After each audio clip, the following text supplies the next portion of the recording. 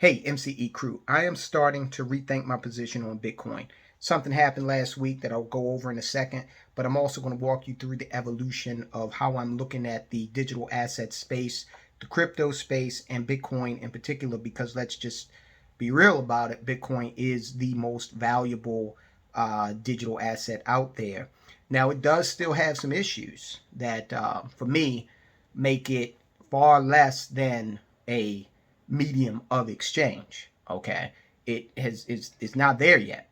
I don't know if it ever will be, but to me, Bitcoin is starting to look a lot rather like gold in that it is a store of value.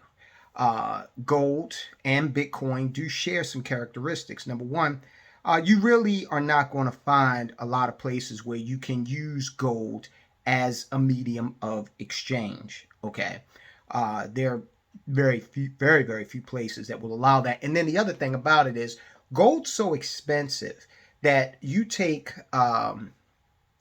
something like the average grocery bill. A 10th ounce of gold is available from the U.S. Mint, but how many people even know that, let alone own that? Then you got to think about whether or not your grocery store even accepts that, which they do not. Now, there are some much more expensive items out there that do trade in gold. One of them is services from Palantir, one of the companies that I invest in. Talked about it extensively on the channel. Palantir announced a few months ago that they would be accepting gold as a payment method, and they also have a large share, a fair share of their assets in physical gold. But for most, it's not a practical medium of exchange.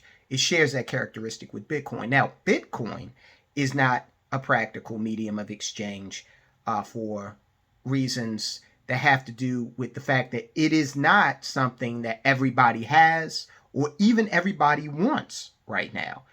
But beyond that, it's so volatile. So if I accept payment in Bitcoin at 3 p.m., it is a good chance that by 4 p.m., the value of that Bitcoin could be significantly higher, in which case the seller, the person who, gave me the Bitcoin, uh, would, or the buyer in that case, would realize a loss. Or the inverse, where a few hours later it could be worth less, in which case, if I haven't liquidated it into another form of value, then I would be taking a loss.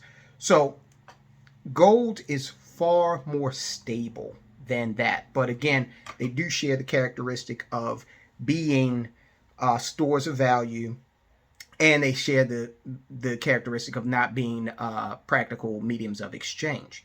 Bitcoin, to me, is a speculative vehicle that has been rising in price, and recently, the first Bitcoin futures ETF was established.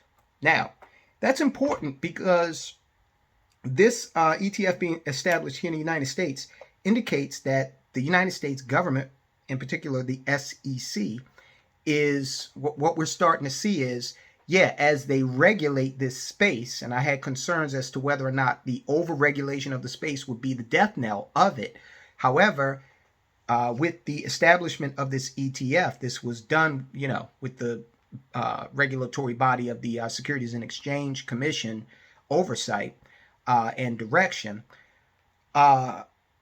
With this, you'd have to believe that with the regulation comes a relaxation of how the government views it and accepts it as something that people can invest in. Now, I do not think that the government will allow it to be a medium of exchange. They're not going to have this compete with the US dollar. But I don't know how they're going to stop that necessarily. Regulation would be the way to do it. But what regulation would stop it if Bitcoin ever gets to the point where it is able to be traded extremely quickly, and then you can get out of it into another medium of exchange extremely quickly, thereby reducing the likelihood that its volatility would affect its value for the end user. Okay, so I think that the government will not readily accepted, becoming a medium of exchange. Just like, they really haven't pushed. Uh, can you pay your taxes in gold? You know, I don't think so.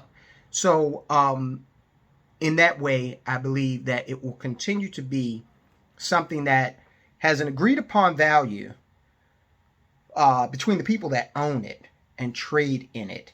Outside its more widely available use, don't know if that's ever going to happen. So we shall see. This situation is evolving rapidly. Now, in terms of this exchange traded fund, what the first Bitcoin futures exchange traded fund means for the cryptocurrency industry. Some highlights.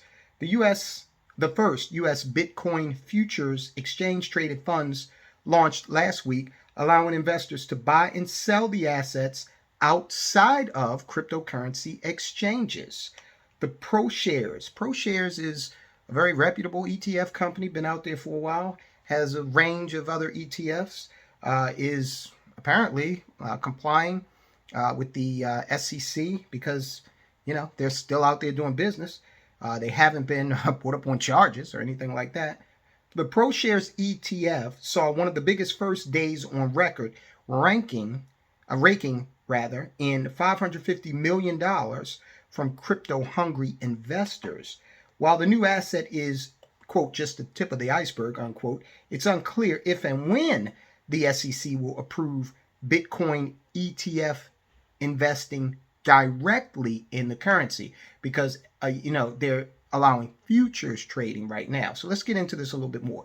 This week marked a milestone for cryptocurrency investors as they started trading the first U.S. Bitcoin futures exchange traded fund, exceeding other ETF launches, and another followed Friday. So this is something that is getting started here. These funds, now here's the rub, these funds invest in Bitcoin futures contracts or agreements to buy or sell the asset later for an agreed upon price rather than Bitcoin directly. Again, as I said previously, the SEC is entertaining whether or not they're going to ultimately allow that to happen. Now, another reason why gold and Bitcoin are becoming much, much more popular, much, much more sought after, is because of the demise of the US dollar. Now, I strongly believe, I continue to assert my opinion that by the early 2030s, the US dollar will no longer be the reserve currency of the world.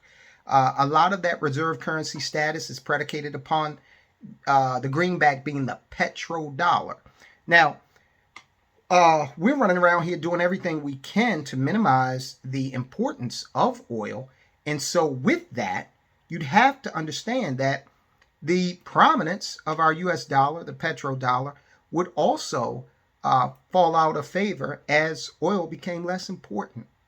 Okay, while the new offerings fall short of what the industry eventually wants, which is again the ETF trading directly in the cryptocurrencies, that didn't slow excitement for the first launch. The ProShares Bitcoin Strategy ETF has a ticker symbol of BITO, saw one of the biggest first days on record for ETFs, raking in $550 million from crypto-hungry investors. Overall, more than $1.01 billion of shares changed hands, according to Morningstar. Moreover, the price of Bitcoin spiked by more than 4% on last Tuesday to $64,206, according to Coinmetrics, and soared to an all-time high of $66,900 on Wednesday. There's that volatility again. The original intent of Bitcoin, and certainly still the intent of many, was to try to upend traditional finance, said Ben Johnson, director of global ETF research for Morningstar. See, there's that again, trying to upend traditional finance. I think that is exactly what a lot of people thought was going to happen with Bitcoin, but now we see more and more regulation. It's being co-opted into the SEC's regulatory framework with the establishment of this very ETF. So it's going to get to a point where there's a lot of regulation on it, and It looks like the government may be exercising some sort of a can't beat them, join them, or get them into the fold type of mentality.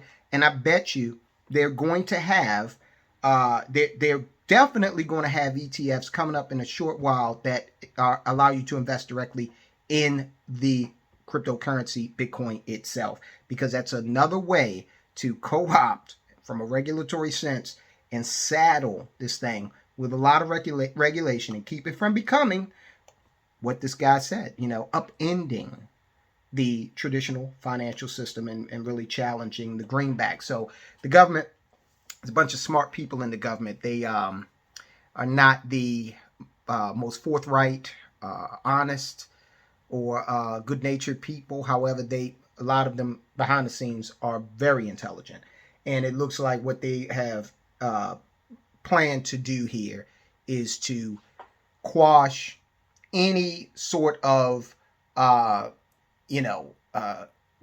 resistance, but quash any sort of challenge that Bitcoin or other cryptocurrencies may pose by basically, yeah, you can go ahead and you can continue to invest in them for speculative reasons, but it will not challenge our dominance with the currency any more than your ability to store gold or trade corn futures would. Okay, guys, so I'm rethinking this Bitcoin thing as my thought process evolves. I will, let you understand what I'm thinking. And of course, we got a smart audience out here. Money Changes Everything. I want you to reply in the comments and let me know what you think in terms of the future of crypto, digital assets, Bitcoin. All right, guys, I'll talk to you soon.